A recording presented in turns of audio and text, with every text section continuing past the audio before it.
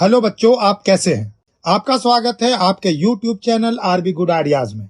अगर मैं आपसे पूछूं कि ओनली एनसीईआरटी बुक करके आप कितने % मार्क्स ला सकते हैं, तो आप क्या जवाब देंगे? या आपका कोई सीनियर आपसे कहे कि मैंने तो सिर्फ एनसीईआरटी बुक करके 100% मार्क्स लाए थे, तो क्या आप उसकी बात का विश्वास करेंगे? भाई मैं तो नहीं करूंगा, क्योंकि पहले भी सिर्फ एनसीईआरटी बुक से फुल मार्क्स नहीं आते थे और अब तो पूरा सिलेबस पैटर्न ही चेंज हो गया है। अब एनसीईआरटी करने से ओनली 70% मार्क्स ही आ सकते हैं। बाकी के जो 30% है उसके लिए कुछ ना कुछ करना पड़ता है। अब आप सोचेंगे कि सीबीएसई टॉपर्स तो इंटरव्यू में यही कहते हैं कि मैंने तो ओनली एनसीईआरटी बुक से तैयारी की थी और उसी से मैं टॉपर बन गया। लेकिन आपको पता होना चाहिए कि वो ऐसी बात किसी न किसी रीजन से कहते हैं। सिर्फ एनसीईआरटी करने से अब फुल मार्क्स नहीं आ सकते, क्योंकि case based questions, assertion reason questions, objective questions या competency based questions NCERT books में नहीं होते। तो इन क्वेश्चंस को हम कहां से करें? टॉपर्स भी कुछ ना कुछ करते ही होंगे, वो पूरी तरह एनसीईआरटी पर डिपेंड नहीं करते होंगे।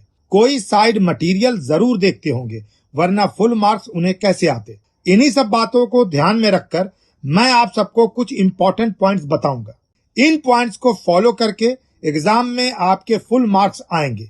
आपने एनसीईआरटी तो कर ली होगी, इससे आपको 70% मार्क्स आ जाएंगे, लेकिन बाकी के जो 30% मार्क्स बचे हैं उसके लिए आपको कुछ और भी करना होगा, जिससे आपके फुल मार्क्स आएंगे।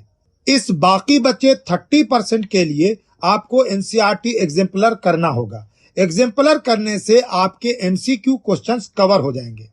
कॉम्पिटेंसी बेस्ड क्वेश्चंस की तैयारी करने के लिए आपको सैंपल पेपर्स करने होंगे। इसके लिए आपको किसी अच्छे और ट्रस्टेड पब्लिशर की बुक लेनी होगी। इससे आपके केस बेस्ड क्वेश्चंस की भी तैयारी पूरी हो जाएगी। लेकिन सिर्फ बुक ले लेने से आपका काम नहीं चलेगा, क्योंकि स्टडी के दौरान आपकी कंसिस्टेंसी होना जरूरी है। बुक आपने ले ली, लेकिन आप पढ़ ही नहीं रहे हैं, तो फिर ये बुक आपको क्या हेल्प करेगी? आपके मार्क्स आएंगे? नहीं आएंगे।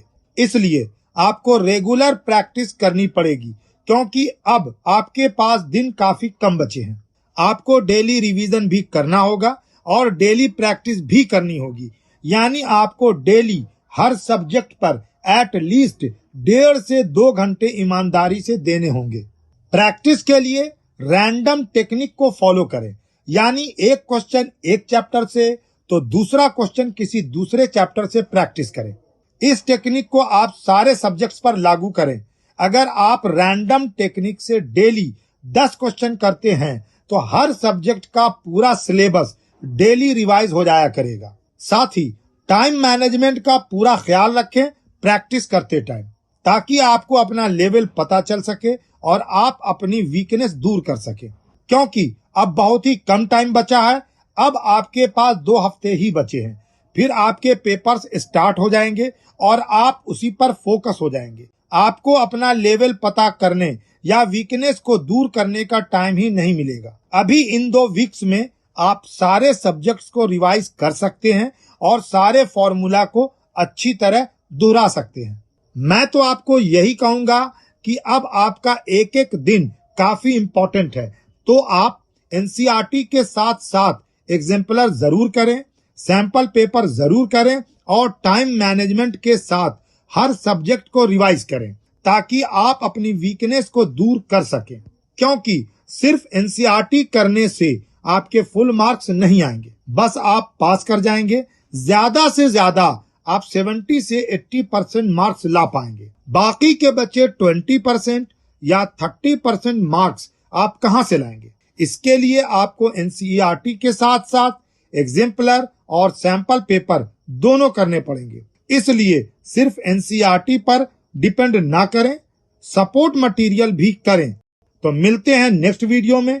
तब तक के लिए टेक केयर, गुड बाय और एग्जाम की तैयारी जमकर करते रहिए।